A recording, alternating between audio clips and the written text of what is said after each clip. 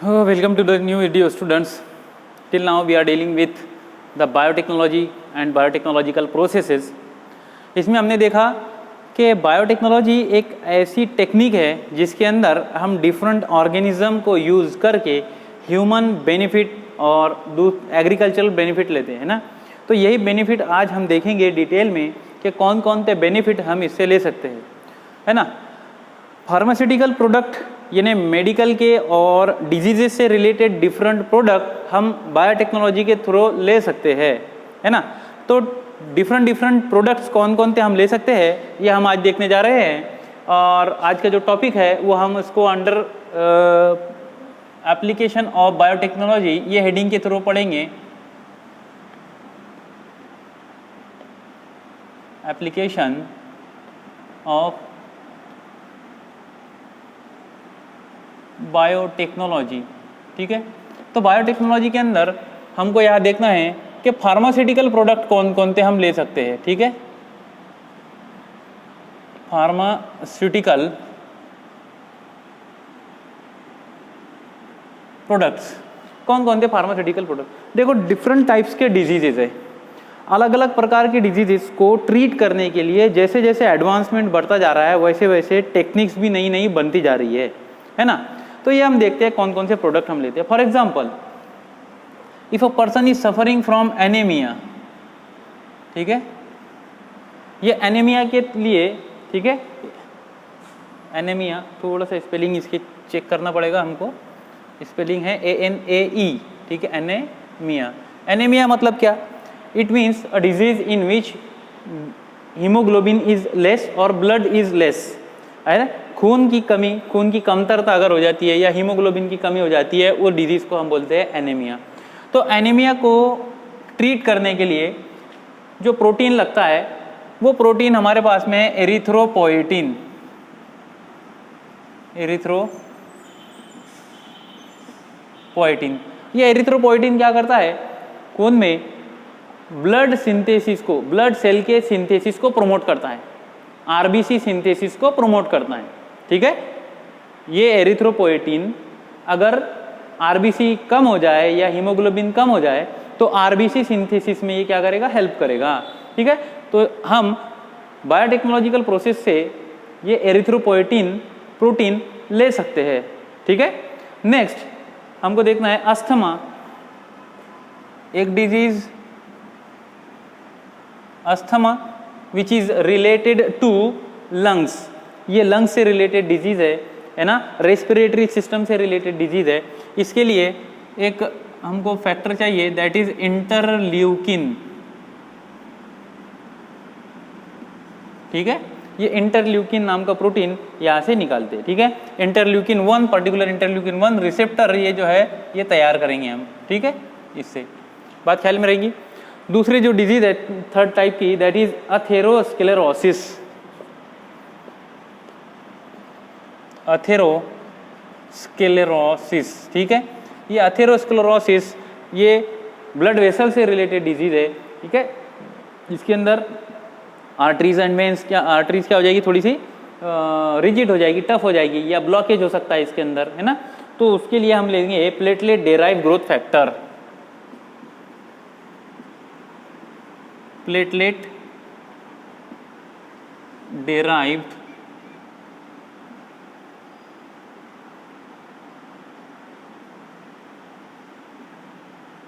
Growth factor, ठीक है। Platelet derive growth factor हम ये यूज करेंगे। Next is parturition. ये मैकेनिज्म तुमको पता ही है, पार्थुरीशन। पार्थुरीशन का अर्थ होता है सिंपली डिलीवरी, बोल दो यहाँ पे, है ना। डिलीवरी जब होती है तो डिलीवरी के टाइम में एक हार्मोन लगता है दैट इज रिलैक्सिन, ठीक है। तो ये रिलैक्सिन नाम का हार्मोन ये हम तैयार कर सकते हैं किसके थ्रू? बायोटेक्नोलॉजी के through. Next is blood clot है। बॉडी के अंदर अगर ब्लड क्लॉट हो रहे हैं तो ब्लड क्लॉट्स को ट्रीट करने के लिए टिश्यू प्लाज्मिनोजन एक्टिवेटर ठीक है। टिश्यू प्लाज्मिनोजन एक्टिवेटर का यूज़ करेंगे हम ब्लड क्लॉट के लिए, ठीक है, TPA यूरोकाइनेस, ठीक है ना, इसका नाम क्या है, टिश्यू प्लाज्मिनोजन एक्टिवेटर, इसको शॉर्ट में क्या बोलते हैं हम, TPA बोलते हैं, TPA एक्टिवेटर, ठीक है, ये यूज़ करेंगे। ये सारे क्या है, प्रोटीन्स है, ये सारे प्रोटीन्स हम बना रहे हैं कौन से, बायोटेक्नोलॉजी के प्रोसेस से, किसी माइक्रो ऑर्गेनिज्म के अंदर या फिर हम किसी एनिमल के अंदर, गोट के अंदर, इसके अंदर भी हम तैयार कर सकते हैं, ठीक है। उसके बाद में नेक्स्ट डिजीज हमारे पास में है cancer, cancer the deadly disease. इसको केयर करने के लिए हमारे पास में इंटरफेरोन्स लगेंगे, कुछ इंटरफेरोन्स। अभी इंटरफेरोन्स क्या होते हैं, interferons are substances which signal neighbouring cell, यानी फॉर एग्जांपल अगर कोई पर्टिकुलर सेल को इन्फेक्शन हो गया है ना, तो ये बाजू के सेल्स को क्या करते हैं, सिग्नल देते हैं कि ये, और क्या कहते हैं इसको, बाजू के सेल को क्या करेंगे, प्रोटेक्शन का काम करेंगे ये, ठीक है, इंटरफेरोन्स।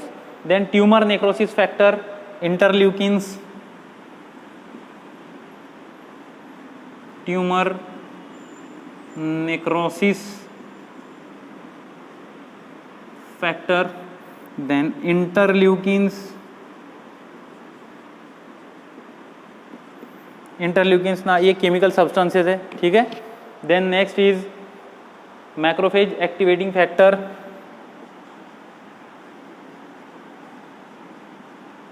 मैक्रोफेज एक्टिवेटिंग फैक्टर, ठीक है, ये भी हम निकाल सकते हैं बायोटेक्नोलॉजिकल प्रोसेस के थ्रू।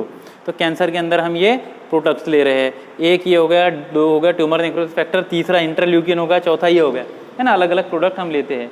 देन डायबिटीज़, बहुत कॉमन डिजीज़ है ये डायबिटीज़, है ना, डायबिटीज़, इसके लिए हमको क्या लेना पड़ेगा, इंसुलिन लेना पड़ेगा, है ना, इंसुलिन प्रोडक्शन को हम डिटेल में देखने वाले भी है अभी, ठीक है। नेक्स्ट डायबिटीज़, ठीक है। नेक्स्ट इज एम्फाइसीमा, ठीक है, एंटी ट्रिप्सिन,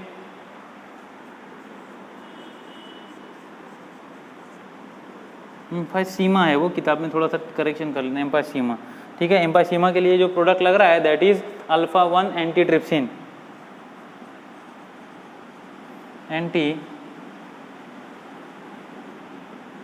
ट्रिप्सिन, ये जो है तो हमको फैक्टर लगेगा।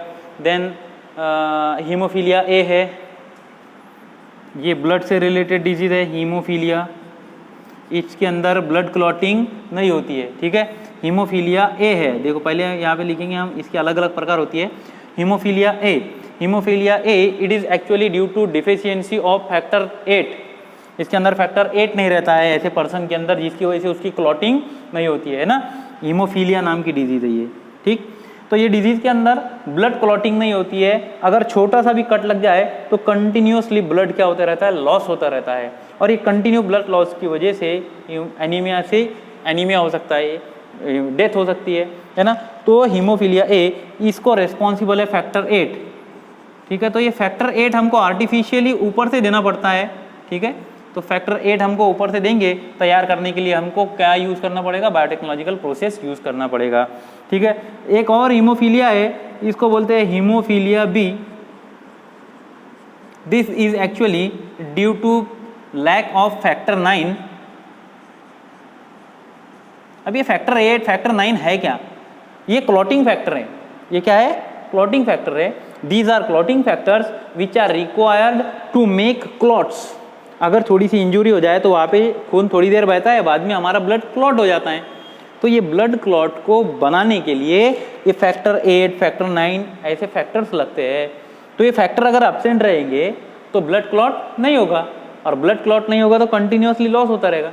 तो ये disease factor haemophilia A factor 8 की वजह से, हीमोफीलिया बी फैक्टर 9 की वजह से, तो हमको आर्टिफिशियली ये फैक्टर तैयार करके ह्यूमंस को इंजेक्ट करना पड़ता है। जैसे ब्लड चढ़ाते हैं वैसे देखना तुमने, जो हीमोफिलिक पर्सन्स होते हैं उनको मंथली या 1-2 महीने के बाद में रेगुलर इनके अंदर ब्लड ट्रांसफ्यूजन ज़रूरी है ना, ब्लड ट्रांसफ्यूजन इनको आवश्यक होता है, इनको फैक्टर कंटिन्यूस चढ़ाना पड़ता है, ठीक है, अदरवाइज उनको डेडली रिस्क होता है, ठीक है। Then there is a viral disease, यहाँ पे मैं लिख देता हूँ इधर से, हेपेटाइटिस। अभी हेपेटाइटिस क्या है? ये एक वायरल डिजीज़ है। ये हेपेटाइटिस डिजीज़ को क्योर करने के लिए तो नहीं, लेकिन इसका वैक्सीन तैयार करने के लिए हमको बायोटेक्नोलॉजी का यूज़ करना पड़ता है ना। यहाँ पे हम इसकी वैक्सीन तैयार करेंगे, ठीक है, हेपेटाइटिस वैक्सीन बोलेंगे इसको हम, ठीक है ना। हेपेटाइटिस वैक्सीन तैयार करने के लिए, ठीक है, बायोटेक्नोलॉजिकल प्रोसेस का यूज़ होता है। इसी तरह जो हमारे पोलियो वगैरह है, इसके लिए भी हम क्या कर रहे हैं? बायोटेक्नोलॉजिकल प्रोसेस का यूज़ कर रहे हैं पोलियो वैक्सीन बनाने के लिए। There are thousands of application, ठीक है, जगह जगह इनके जो है वो एप्लीकेशन है, ठीक। तो ये एक छोटा सा चार्ट है, ये चार्ट को आपको याद करना है। इसके अंदर ऑब्जेक्टिव पूछ सकता है, ठीक है, ये ऑब्जेक्टिव बेस्ड क्वेश्चन इसमें आ सकते हैं। इसके लिए आपको एक एक मार्क के लिए चार्ट ध्यान में रखना है। क्लियर? ठीक।